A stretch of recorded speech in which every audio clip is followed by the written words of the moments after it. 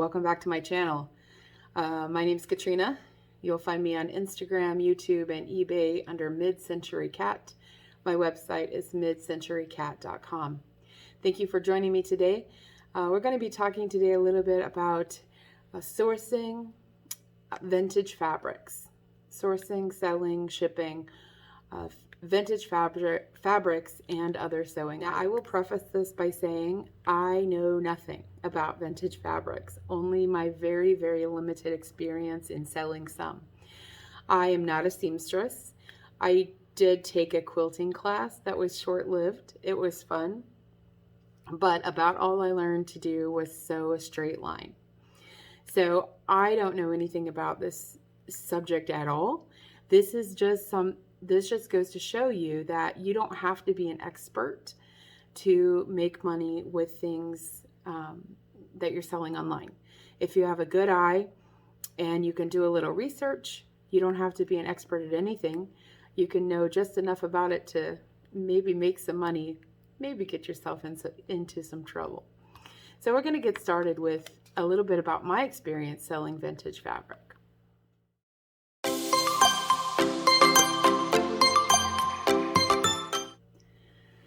So my experience in selling vintage fabric is fairly limited, but I will tell you what I have done.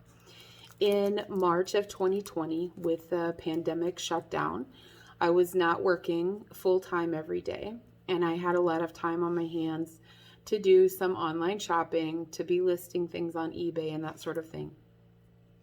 So I was looking at some online auctions, and I found a lot of vintage fabrics in an online auction in Kansas City, Missouri, which is about 3 hours from me.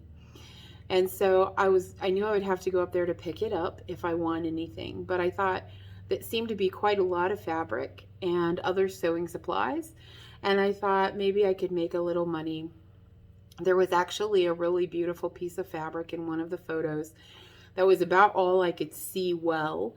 The photos were very poor quality. It was very dark, and it was in a basement, and there was just one big piece of fabric that somebody was holding up that I fell in love with the pattern, and I wanted that piece of fabric for myself. Actually, when I actually got the lot, I found out that that was a sheet.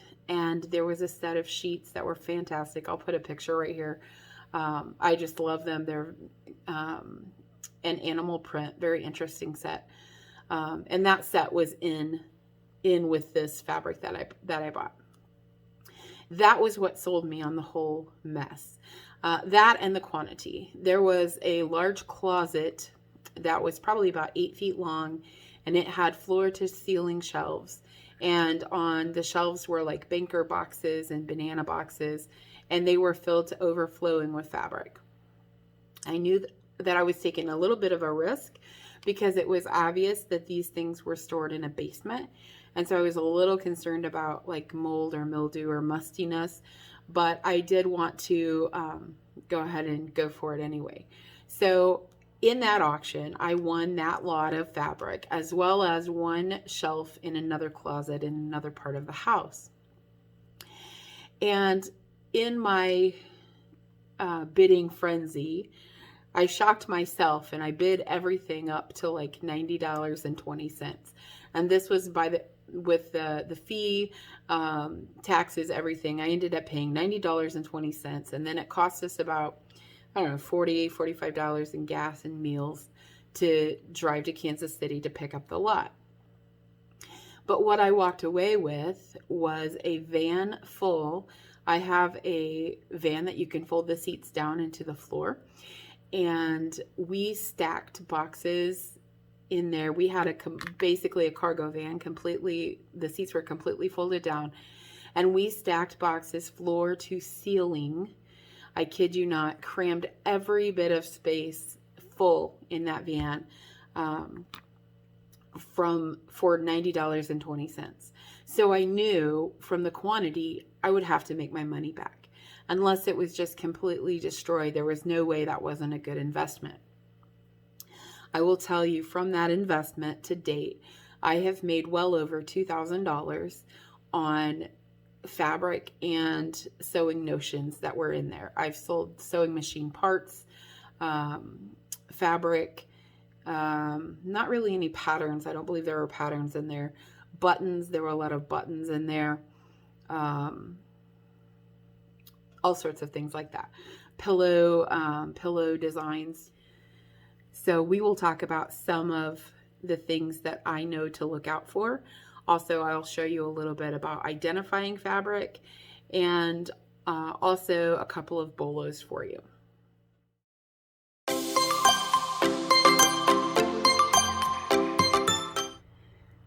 So I'm just going to say again, I don't have any knowledge to back me up in this area.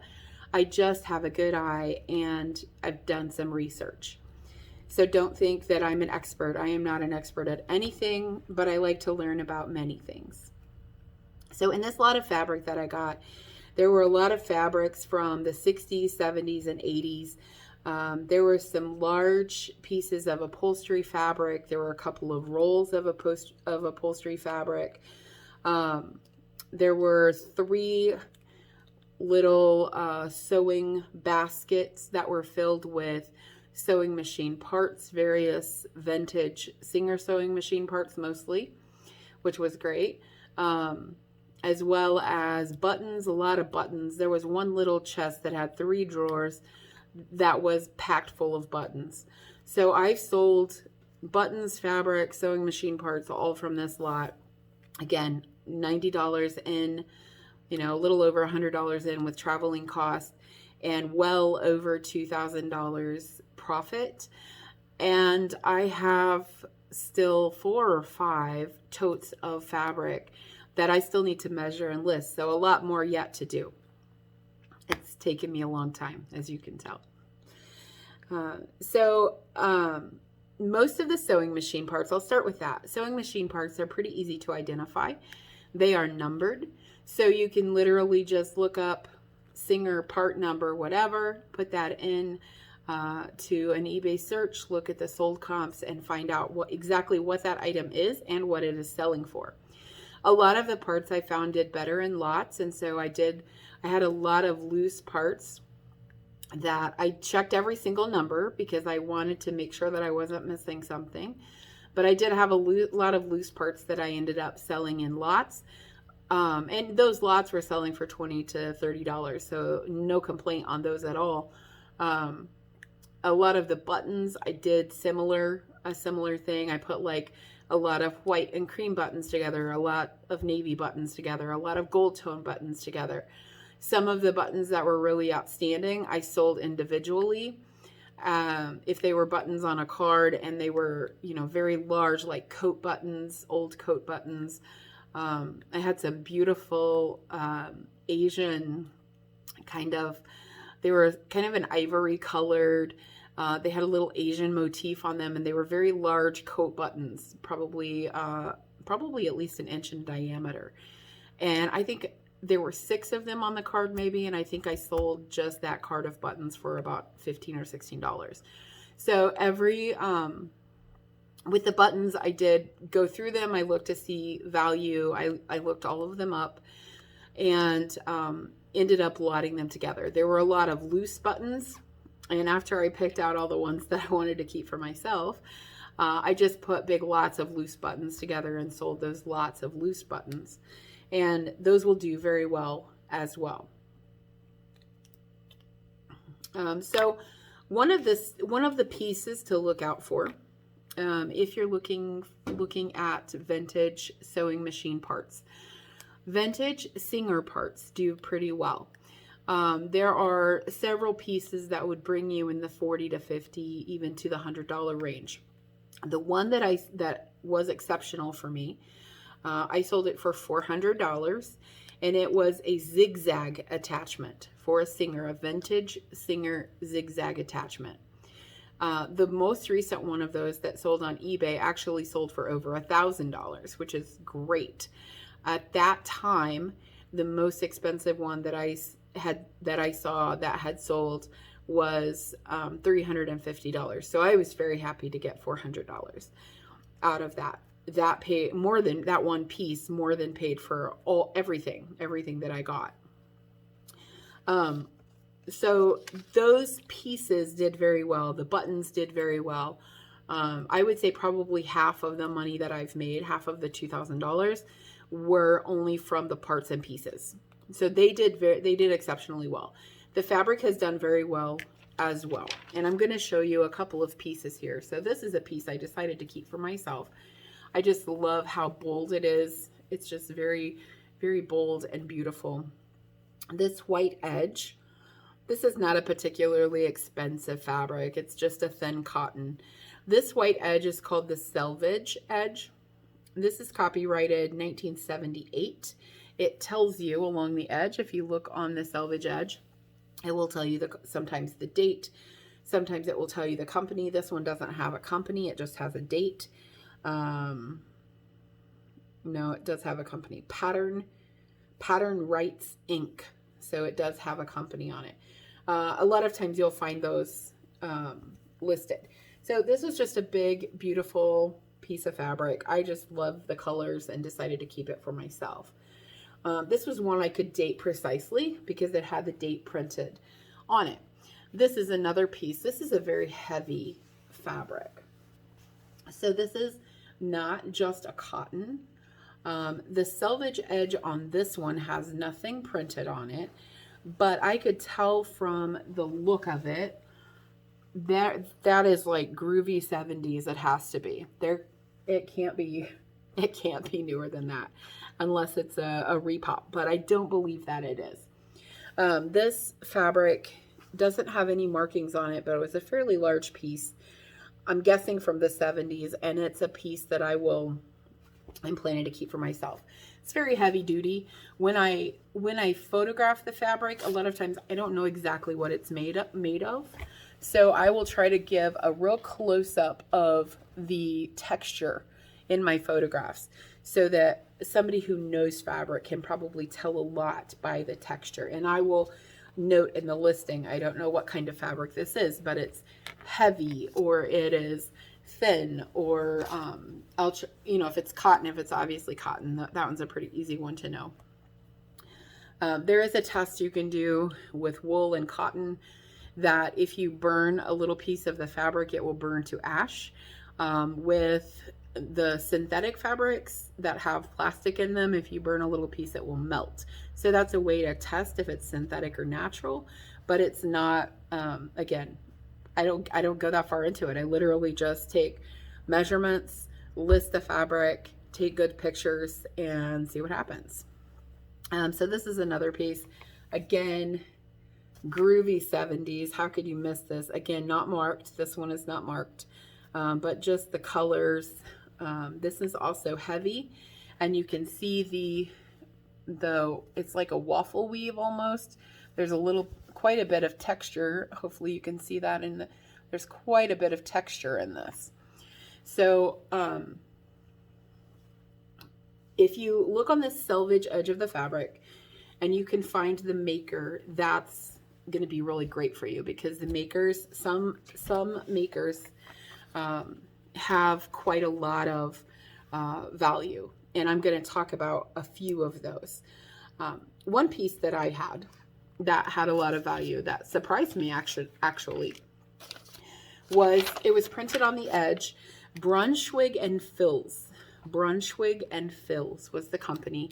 I only had 3.4 yards of it, but it was the Chinese silk. It was 100% silk. It was printed on the selvage that it was 100% silk. I only had 3.4 yards of it, and that sold for $300, $290 some. So you can absolutely make a lot of money on fabric. In fact, if you find a Ralph Lauren fabric is often more like an upholstery fabric because they have an upholstery line. If you find a Ralph Lauren fabric, some of those fabrics can cost $200 a yard, which is crazy to me. Another one that sells very well, if you find it, surprisingly a modern one that sells well, are IKEA fabrics.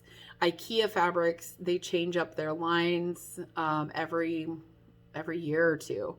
And so they will have things that get discontinued, and then people will be looking for those. And they have really bold, beautiful kind of mid-century style prints. I love their fabrics. And so people will be looking for specific fabrics to match their curtains or to match some project that they did. And so some of those can bring quite a bit of money as well.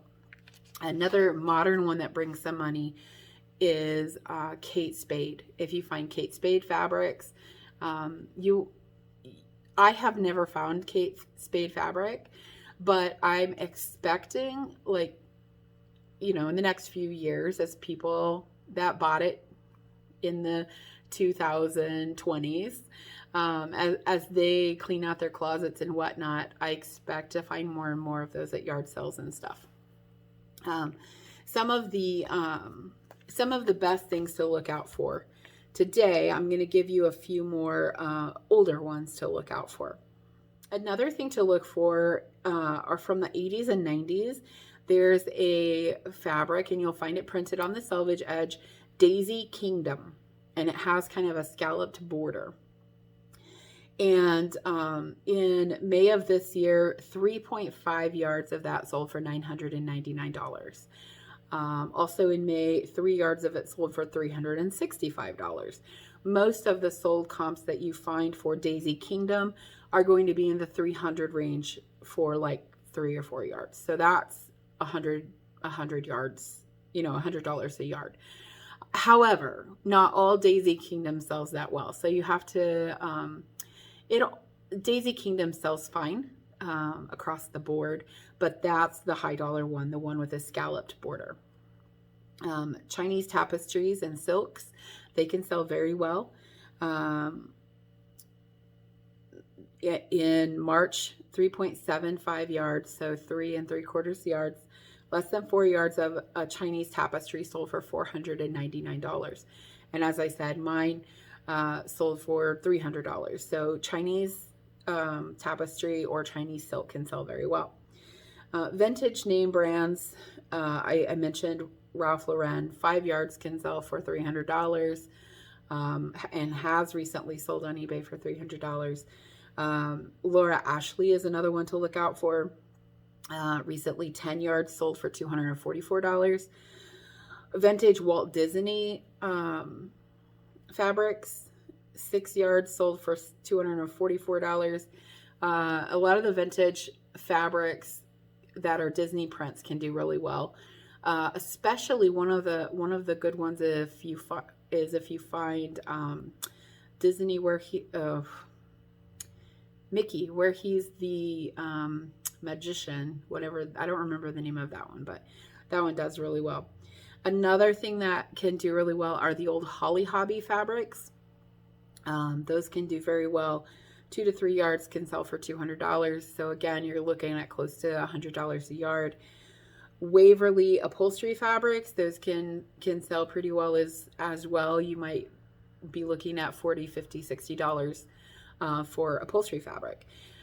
So those are some things to look out for. Look for buttons, sewing machine attachments, especially Singer. Those are the ones I found did the best from my experience. And then specific vintage fabrics. Always look for, on the fabrics, look for what the style is. Look for, right now, mid-century fabrics are really hot. So these sorts of, this is not quite mid-century, but these sorts of patterns are very popular as well. I love tropicals. I don't know that they sell necessarily amazingly well, but I love the tropical prints. But look for notions and buttons and sewing boxes and all of those things. So how do I ship vintage fabric? Well, that one's pretty easy. I typically wrap the fabric in a tissue paper, put it inside a plastic bag. I use bread bags from Walmart. They're very cheap. And then you just slip it inside, fold it over the edge. It's a thin bag, but it just adds a little extra layer of protection. I always tuck a thank you card inside. I feel like it looks professional to put in a thank you card and wrap it in tissue paper. It looks like I took a little time and cared about their package. So wrap it in tissue paper, put in a thank you card, put it in a plastic bread bag, tape that closed so that it won't get any moisture damage. And then I typically ship most fabrics, unless it's a large size. Most of them will fit in a padded flat rate envelope. And that will ship for like about $7. So I will ship, typically, I ship fabrics in a flat rate envelope. If it's larger than that, you have to use a box and, of course, go priority. I did sell one of the rolls of fabric that was the upholstery fabric that was in my lot, and the lady wanted the whole roll. I ended up taking that off of the roll and folding it down as tight as I could. I packed it in a box, and I ended up having to send it through FedEx because it was several pounds and it cost like $30 to ship or whatever, something like that. But she wanted it. She bought the whole roll and paid the shipping on top. I never give free shipping. I always charge for shipping. So that was a good sale as well. For the sewing notions and buttons and sewing machine parts, most of those, a lot of those, unless they're heavy, they'll be able to go first class, and I just wrap them with a little tissue paper, a little bubble wrap, and put them in a first class box. So thank you so much for joining me. I hope that this has been interesting for you. I hope that you've learned from it.